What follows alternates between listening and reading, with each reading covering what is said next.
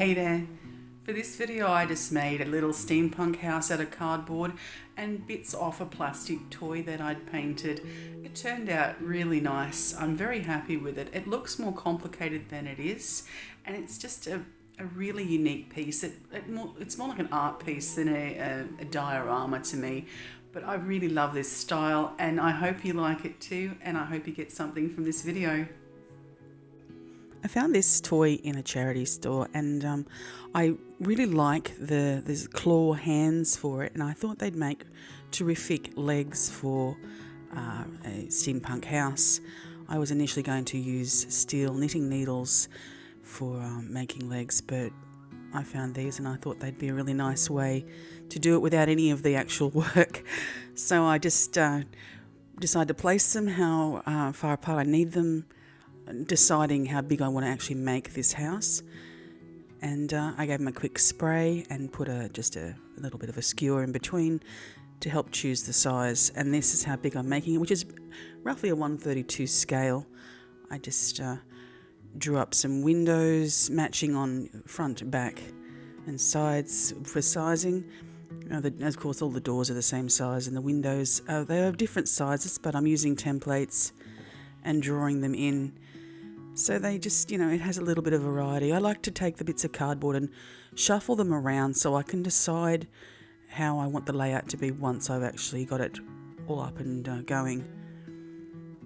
I've cut them out ready to go, and instead of actually putting individual boards on this, because it's going to be so small, I cut the boards just using a craft knife. You can get away with it doing it this way when it's a small building.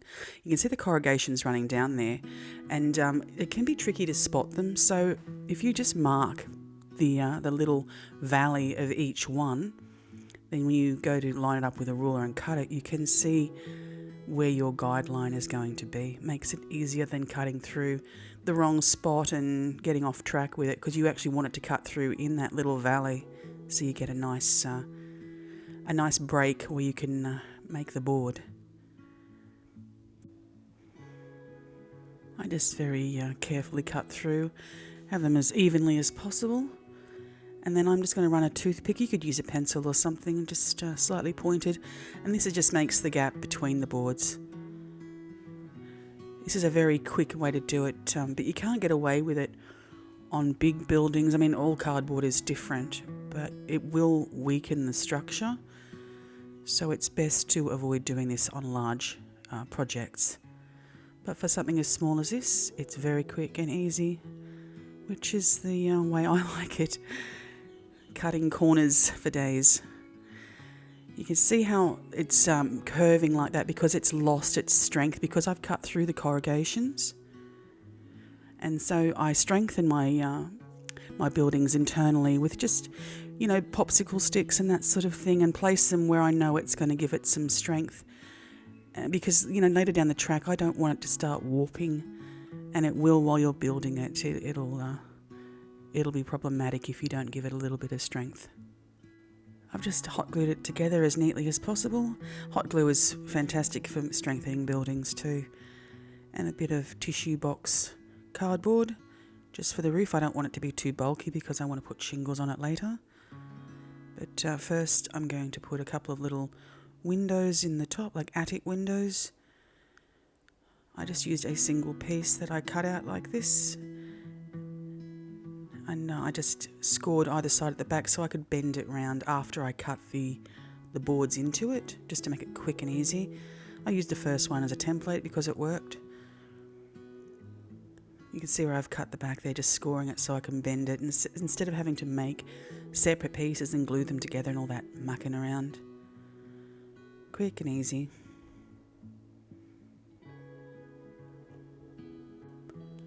I'm just going to strengthen the back of this with a little piece of a coffee stirrer, just to make sure it doesn't be weakened over time, and especially when you're working on something like this, it tends to become weakened if you handle it a lot while you're building, because you forget what you're doing sometimes and grab it in the wrong place. Another little easy roof plonked on top. I should have made these kind of like saddlebags, just connected them back to back or made them as one piece. If I'd had the insight to do that, and I would have done it, but that's a learning curve for me. As you can see, the roofs don't quite match up. I could have even put them together and then done the roof as one piece, which would have been a lot tidier. But hey, it's not the end of the world. It doesn't look terrible, just looks uneven. The shingles are made from tissue box cardboard, and I gave it all a nice spray of black matte just to help protect it and give it depth and darkness for the grey that I'm putting on top, which helps bring that out. And then I'm going to do sort of a reddish brown roof. Not too heavy, just so you can still see that black underneath and that grey underneath. So that way I've got 3 colours on there already, which is really nice. Painting this little roof has kind of helped to tidy it up a little bit. When you make mistakes like that, you just use distractions around them so nobody looks. Heavy in some parts, lighter in others. I want it to look uneven. Give it that aged look. It looks nice just like that, but I'm going to put some sort of a yellowish cream colour. It's called a mocha, or mocha, however you pronounce it. And it's a little heavy. I'm doing it kind of patchy and a little clunky, because I do want to make sure it looks like paint that's been peeling. So it's got, underlayers of time where the house has been a different colour in the past. And every time you put a layer of paint on too, it is strengthening the cardboard and protecting it. This is nice and subtle. Little door made out of a jumbo popsicle stick. I just cut it to length and drew in a very heavy pattern with a pencil. And I did use a craft knife to score it a little as well, but it's quite hard wood. But it comes out very strong, and it's got grain. As you can see, I've stained it. It looks nice like this, but I want to add some colour to it. I just put a nice sort of a blue on it. And the bottom I've used a black soft pencil to just dirty it up a little bit. And I'm just going to use a pin to make a door handle. I put some gold paint on the end of it. I push it through. And I'll put a little drop of super glue on it. And once it cures, I can snip it off. And then you've got yourself a very easy, very small door handle. I glue those in. It's a nice bit of colour to it. Whoops. The windows I have made out of just some packaging plastic, and I drew on the inside with a paint pen just to give it detail that I didn't actually have to work on. Always put the paint pen on the inside. It scratches off quite easily. For the window frames, I've just used some some matchsticks, and they're just soaked in a little bit of brown wash. Cut to the right size. I do the top and the bottom first, and I let the glue dry so I can then slot in the side pieces nice and tidy and firmly so it's as square as possible. It's a nice quick way to do windows if you have a lot to do. And that's the basic frame ready to go, to start adding some detail, which is the best part. I just made a little balcony from a jumbo popsicle stick, some balsa wood and matchsticks just to go around the railing of it. That's one of these jumbo ones here. They're huge. I was super excited when I found these, but I like them because they're strong. They're really, really strong, and they're the right thickness. You can see it's just the matchsticks running along there. I will drop a link for making these little things. A little corrugated roof, which is a super quick and easy way to do it. And plonk that on there. It's done in roughly the same colour as the roof. It's coming together now. Now that I'm ready to put the veranda on, I've just put a little piece very snugly in the bottom to give it more strength. Really makes that building really nice and strong once you've got all these little pieces holding it together like that. I've got a strip of coffee stirrer, just the right length that I want it at the back and the front, because I'm going to make it one piece, cutting more corners and also strengthening the building. Here's just a little scrap tray. I run out of coffee stirrers, so I've decided to dive into the scraps from builds of old. I just line them up to the correct width of the building. One is the length that I want it, and I will cut them all roughly the same length as the one there that says base on the right. Here they're all glued together.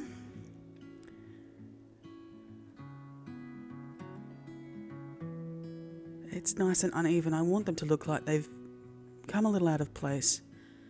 I'm just going to stain them. I keep calling it stain. I don't use stain anymore. I ran out of that years ago.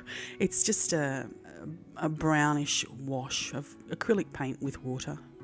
It does the job.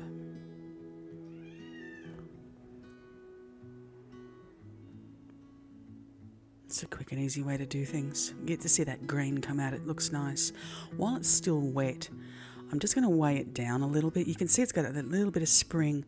I don't want it to contract and be arched when it's dry, and it can happen. I've done both sides, and underneath I put some little supports. I was actually going to kind of make them look metallic and, you know, put zip ties on and try and do that sort of fancy thing with it, but I ended up doing something else. But they're really good supports once again, because I do want my work to be strong. I want it to survive over the years and not just, you know, break. There it is, ready to go. Super easy, front and back veranda. Again with the matchsticks that have been stained, just as supports. Another corrugated roof for the back. And one's on the windows. I've just strengthened them as well. It's not just a detail to make it look nice. Everything I do is about strengthening the building. It works very well. You'd be surprised how strong they turn out. And now I'm ready to have some fun with it. It's such a lovely little thing. It's one of the smallest things I've ever made, which is surprising for me, because usually my work turns out way too big. Got all these little details to start putting on. I'm going to fill in this area here with some cogs. They're like the ones I put in my last building. I just glue them together because they come sort of like, they're not a very good shape when you get them. They're very basic. They're a little like this, and often they're less detailed than that one. And they're a colour that I don't like as well. So I just layer them up and gluing them together. And then I put some black paint on, and I rubbed it off with my thumb almost immediately, so it makes it look like it's got built up grease on it. I've just dirtied them up. It's given them depth. It makes them look dirty. It stops them sticking out so much as well. I don't want these pieces to just stand out. I want them to be incorporated. These are more fantastic detail that I didn't really have to make. I mean, I have altered them, which is what you want to do. I mean, I don't want to ever just buy something and stick it onto a diorama. It feels like cheating. Plus, it's no fun.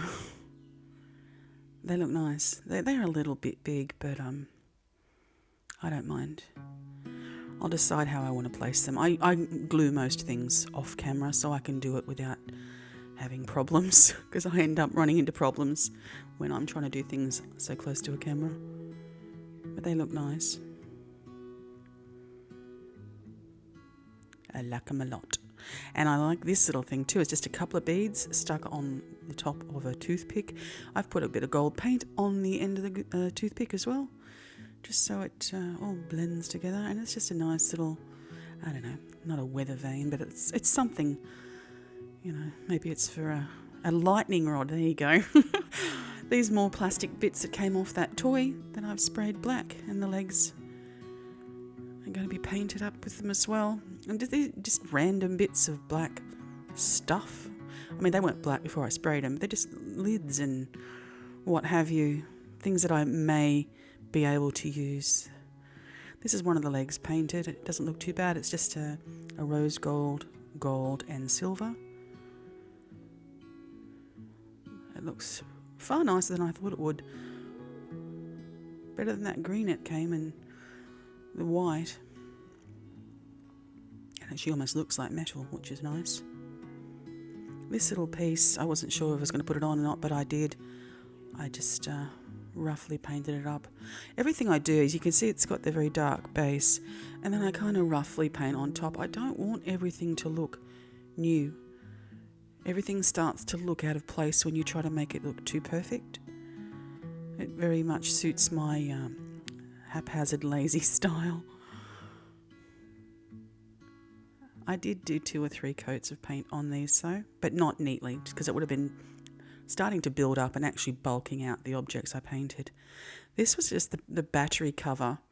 I thought it looked fantastic, like a couple of, I don't know, exhausts. Looks really terrific. I had some very runny glue on this when I put it down. Because of the recess, I put too much glue in and it went everywhere, and I had to have a very quick impromptu haircut after that because I got it in the bottom of my hair. I won't be using glue like that again. But it looks fantastic. I love it. It's such a wonderful detail that I didn't have to do anything to but paint it. And just painting the other leg. As you can see, I just kind of skim over a lot of it. So you've got all that black still coming out from underneath, which makes detail that I don't have to work on.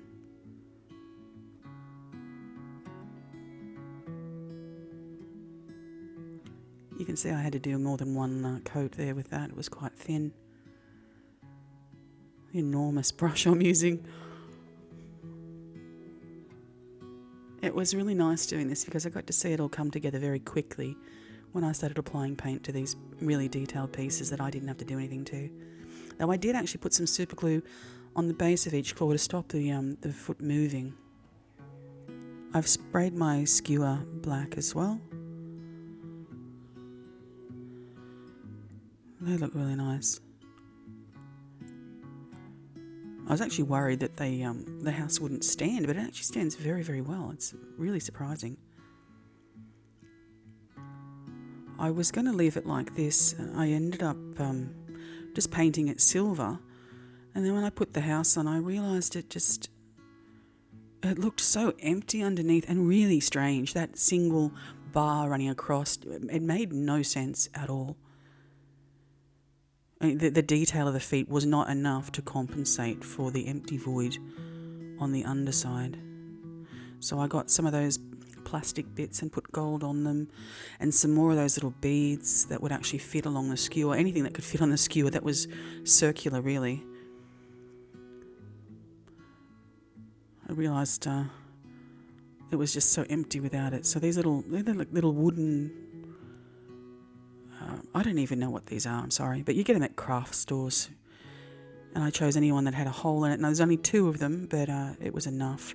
They're obscure shapes as well. They don't look like engine parts or cogs or anything, but once I painted them black and then put the gold on, which becomes nice, and it leaves that gold looking a nice dark colour. If you did it on the light, it would be too brilliant.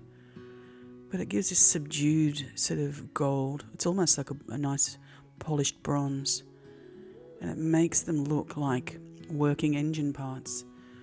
Little caps off something. I just glued them together like that. This turned out better than I had ever expected. I think I got lucky with putting bits together. This actually looks like something that would be a working part of, a machinery. I really like it a lot. And the detail on these beads, even though the gold is different, I don't mind because it adds interest. I just tried to slot them on in a way that would be cohesive with what I was doing and just work out the pattern. You can see when these go on, they don't look like weird little rounds from a craft store anymore. They actually do look like some sort of steampunk machinery. Even this one, I was a little skeptical about that, but it looked really good when I put it on. I was quite surprised. And as you can see there, it's just really, really nice. I'm so happy with it. I absolutely love this. This is, I think, the most favourite thing I've ever made. Because as I made it up as I went, I just did not expect it to look like that. But I'm super happy with it.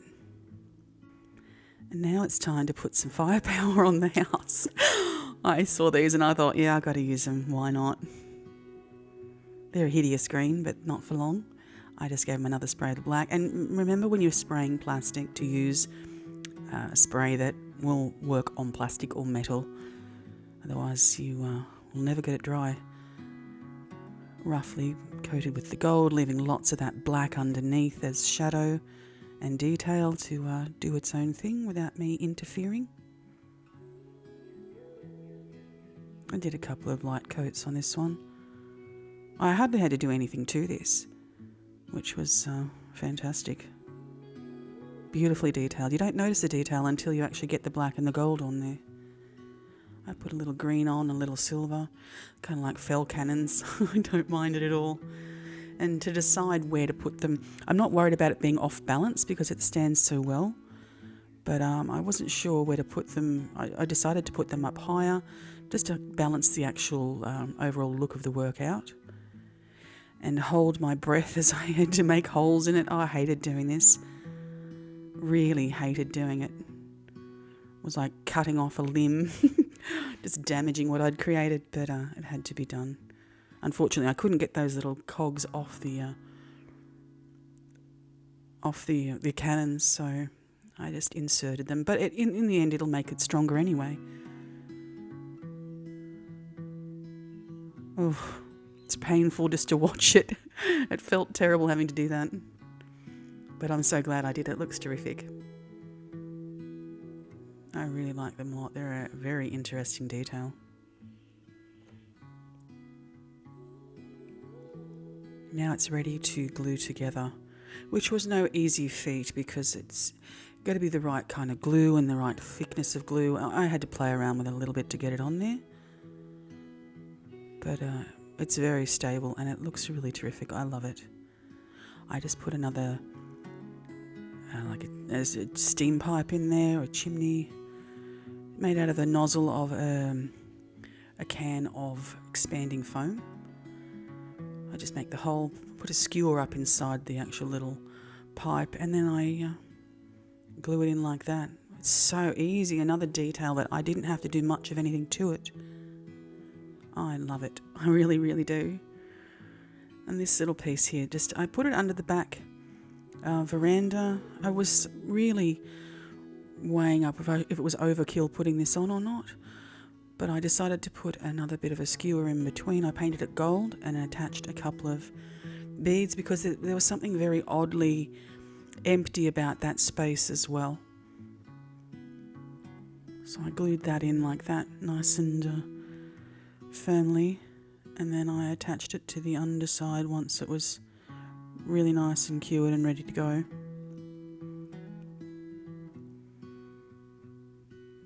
I don't know if anyone would ever look up under there, but I know it's there, so it's good. And it was so easy to make, why not?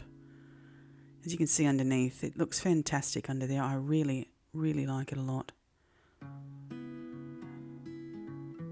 All the detail on the front, most of this detail, I didn't have to do much of anything to it, which made it really enjoyable. It wasn't completely, labour intensive to do it, and I got a huge amount of detail from what little I did actually do.